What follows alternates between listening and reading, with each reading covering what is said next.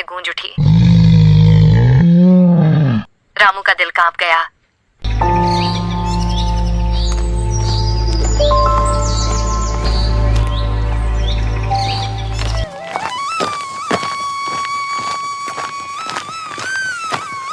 पुराना बंसीपुर गांव में एक गरीब लेकिन मेहनती इंसान रहता था, रामू काठिया। जंगल से लकड़ियां काटकर वो जैसे तैसे अपने घर का खर्च चलाता था। उसके साथ उसकी पत्नी सुनीता और बेटा छोटू भी रहते थे। वो सब छोटे से मिट्टी के घर में बड़ी सादगी से जिंदगी बिता रहे थे, पर खुश थे। एक दिन रामू के पुराने यार गोपीराम उससे मिलने गांव आ गया।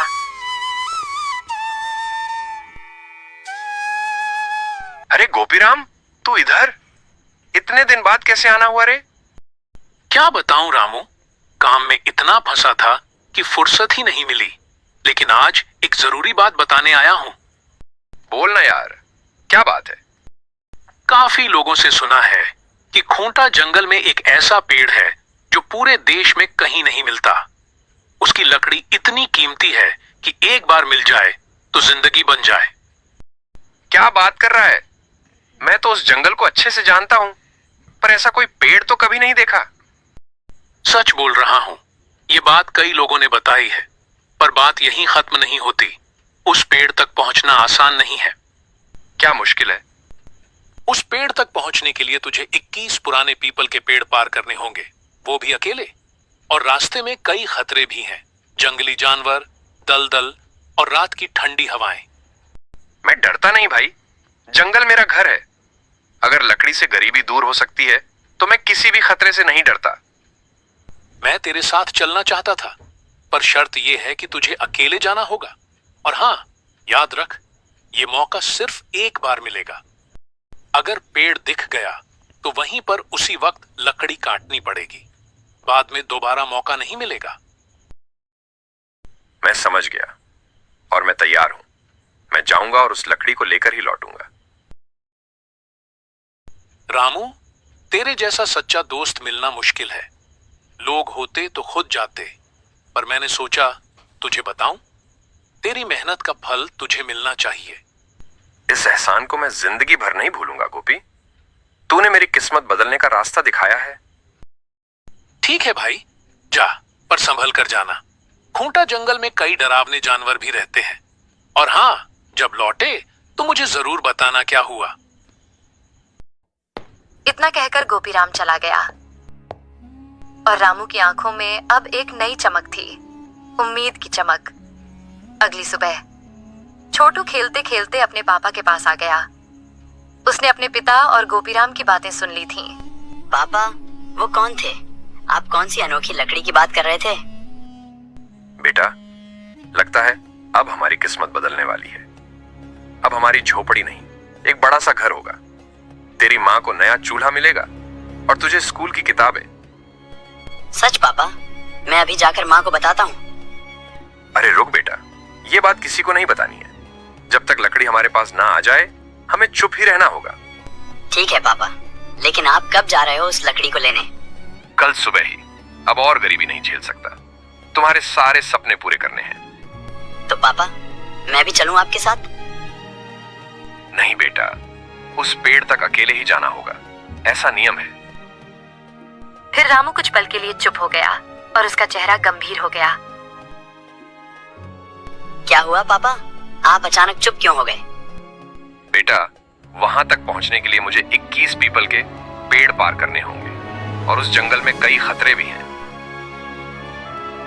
तो पापा मत जाओ ना, मुझे आपसे ज्यादा कोई चीज प्यारी नहीं है। लकड़ी की क्या औकात अगर उसमें आपकी जान का खतरा हो। बेटा, ये सफर जरूरी है। अगर मैं पीछे हट गया तो ये गरीबी कभी नहीं जाएगी। तू बस माँ का ध्यान रखना। पापा, आप वादा करो सलामत लौटोगे।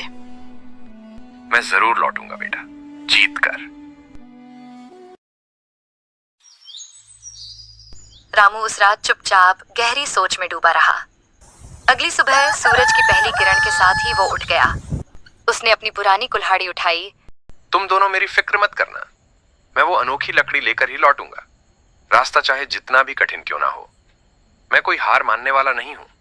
मैं मेहनती लकड़हारा हूं और मेहनत से बड़ा कोई जादू नहीं। और अपने पैरों से उम्मीद बांधकर निकल पड़ा। जैसे ही वो जंगल में घुसा, चारों तरफ एक अलग ही सन्नाटा था। कुछ दूर चलने के बाद उसे एक अजीब सा अंधेरा दिखाई दिया। ऐसा अंधेरा जैसे दिन में कोई रात छुपी हो।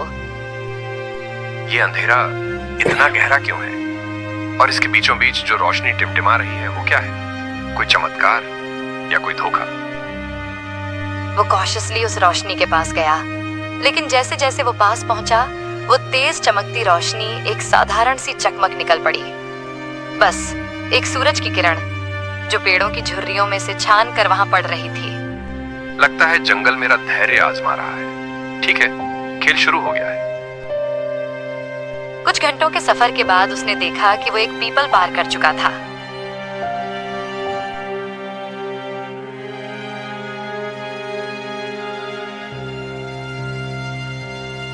अभी तो सिर्फ एक पेड़ और पूरे 20 पार करने हैं। ये रास्ता जितना दिखता है उससे कहीं ज्यादा लंबा और थकाऊ है।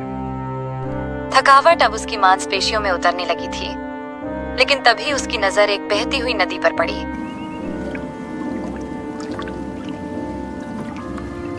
पानी का कलकल संगीत सुनकर उसके चेहरे पर हल्की सी मुस्कान आ गई। वो जाकर एक पत्थर पर बैठ गया और अपनी कुल्हाड़ी नीचे रखकर आसमान की तरफ देखने लगा। ये नदी न कभी रुकती है न कभी थकती है। चाहे रास्ता कितना भी लंबा हो, ये बस बहती रहती है। यही तो असली ताकत है। मुझे भी इस नदी की तरह बनना होगा। मैं भी नहीं रुकूंगा। उसने अपने पैर थोड़ा मलकर आराम किया, पानी पिया और फिर आंखें बंद कर एक गहरी सांस ली। रामू, तू रुकने के लिए नहीं बना। चल, अभी 18 पीपल बाकी हैं। जैसे ही रामू ने नदी से उठकर दोबारा सफर शुरू किया, उसका मन एक नए हौसले से भरा हुआ था। उसे लगने लगा था कि वो सच में उस अनोखी लकड़ी तक पहुंच सकता है। बस 17 पीपल, अभी 4 तो पार हो गए। धीरे धीरे सही, लेकिन मैं जरूर पहुंचूंगा। पर तभी हवा एकदम थम गई और एक गूंजती हुई दहाड़ जंगल में गूंज उठी। रामू का दिल कांप गया। ये शेर की दहाड़ थी, भयंकर, डरावनी और पास से आती हुई। वो तुरंत एक पुराने पेड़ के पीछे छिप गया, सांसें थमी हुई, हाथ कांपते हुए। हे भगवान, ये तो शेर है। अब क्या करूं? लेकिन तभी एक और दहाड़ सुनाई दी, और इस बार वो दहाड़ थोड़ी अलग थी। उसमें कोई बोलने की कोशिश छुपी थी, मानो कोई जानवर नहीं, कोई इंसान दर्द में बोल रहा हो। ये क्या? ये तो जैसे कोई इंसान की आवाज है, पर शेर की तरह। हिम्मत जुटाकर रामू धीरे धीरे उस आवाज की दिशा में बढ़ा। जैसे ही वो एक झाड़ी के पीछे पहुंचा, उसका दिल दहल गया। सामने एक शेर पड़ा था, खून से लथपथ। उसकी एक टांग में गहरा घाव था, लेकिन शेर की आंखें वो इंसानों जैसी थीं। तू ठीक है? शेर ने कराहते हुए उसकी तरफ देखा और बस हल्का सा सिर हिलाया। शिवा ने फौरन कुछ जड़ी बूटियां ढूंढी, अपने थैले से एक पुराना कपड़ा निकाला और बिना डरे उस शेर के घाव पर पट्टी बांधने लगा। घाव पर मरहम लगते ही शेर की आंखों में चमक आ गई, और फिर जो हुआ वो रामू की जिंदगी का सबसे चौंकाने वाला पल था। रामू, धन्यवाद। तुमने डर को हराकर दया दिखाई है। रामू पीछे हट गया, उसकी आंखें फैल गईं। उसके मुंह से सिर्फ एक शब्द निकला, तू बोल कैसे सकता है? और तुझे मेरा नाम कैसे पता? क्योंकि ये जंगल साधारण नहीं है रामू। ये भैरवनाथ का जंगल है, जहां हर पत्ता, हर पेड़ और हर जानवर एक राज रखता है। तुमने आज मुझ पर दया की, जबकि इंसान अब इंसान की मदद नहीं करता। इसलिए मैं तुम्हें आशीर्वाद देता हूं। पर तू कौन है? मैं एक श्रापित आत्मा हूं, जिसे इस जंगल ने शेर का रूप दे दिया। पर तुम पहले इंसान हो जिसने मुझसे बिना डरे मदद की। इसी दया की वजह से तुम्हारा जादुई सफर अब पूरा होगा। राह कठिन होगी, पर जंगल तुम्हारा साथ देगा। शेर जी, आपका बहुत बहुत धन्यवाद। शेर ने एक तेज गर्जना की और घने पेड़ों में गायब हो गया, जैसे वो कभी था ही नहीं। रामू वहीं कुछ देर बैठा रहा, उसकी रूह तक हिल चुकी थी। ये जंगल क्या ये सब सच था? बोलने वाला शेर, उसका मुझे नाम से पुकारना, ये कोई मायाजाल है या मेरी किस्मत बदलने वाली है? मुझे अब और भी सतर्क रहना होगा। वो अपने विचारों में डूबा हुआ धीरे धीरे आगे बढ़ा और तभी उसे एहसास हुआ कि वो अब तक 7 पीपल के पेड़ पार कर चुका था। लगता है शेर का आशीर्वाद सच में असर दिखा रहा है।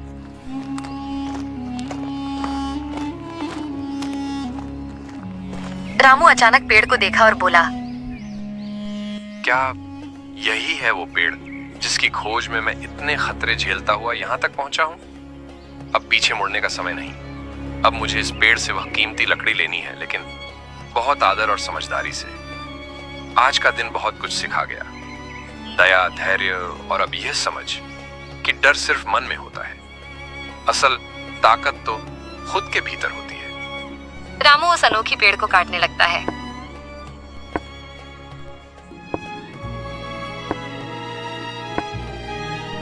और उसे काटकर अपने गांव लाता है।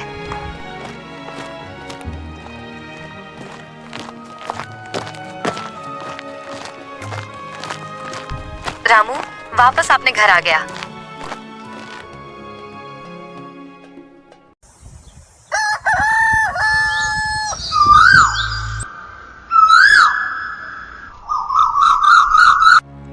अगले दिन रामू ने लकड़ी को गांव के बढ़ई को दिखाया। जैसे ही बढ़ई ने उस लकड़ी को देखा, उसकी आंखें खुली की खुली रह गईं। अरे रामू, ये तो कोई साधारण लकड़ी नहीं है, इसमें तो खुद ब खुद चमक है। इसकी तो कीमत मैं नहीं लगा सकता। बढ़ई ने उस लकड़ी से एक छोटा सा बक्सा बनाया और जैसे ही वह बक्सा तैयार हुआ, उसमें से सौंधी सौंधी खुशबू और सुनहरी चमक निकलने लगी। वह बक्सा जैसे जैसे लोगों को दिखाया गया, गांव भर में उसकी चर्चा होने लगी। फिर एक दिन पास वाले शहर के एक अमीर व्यापारी ने वह बक्सा देखा और बोला, इस लकड़ी से बने सामान की मांग तो विदेशों तक है। अगर तुम चाहो तो मैं इसका बड़ा व्यापार शुरू करवा सकता हूँ। रामू ने मुस्कुराते हुए जवाब दिया, व्यापार जरूर करेंगे, लेकिन शर्त यह है कि इससे पहले मेरे गांव के हर गरीब के लिए एक एक बक्सा बनाना होगा, ताकि पहले उनका जीवन सुधरे, फिर बाकी दुनिया की बारी आए।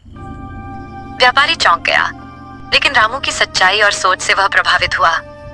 यही नहीं, उस लकड़ी की वजह से गांव में नए रोजगार बनने लगे, स्कूल खुला, हर घर में रोशनी और उम्मीद का दिया जलने लगा। आनंद अब हर दिन स्कूल जाता था। उसकी माँ ने खेतों में काम करना छोड़ दिया और अब गांव की महिलाओं को हुनर सिखाने लगी थी। रामू वो अब सिर्फ लकड़ी के व्यापारी नहीं, बल्कि पूरे गांव का आदर्श बन चुका था। क्योंकि रामू ने सीखा था कि कोई भी चमत्कार सिर्फ लकड़ी से नहीं होता। असली चमत्कार तब होता है जब इंसान हार नहीं मानता, सच्चाई से चलता है और दूसरों की भलाई को अपनी जीत समझता है।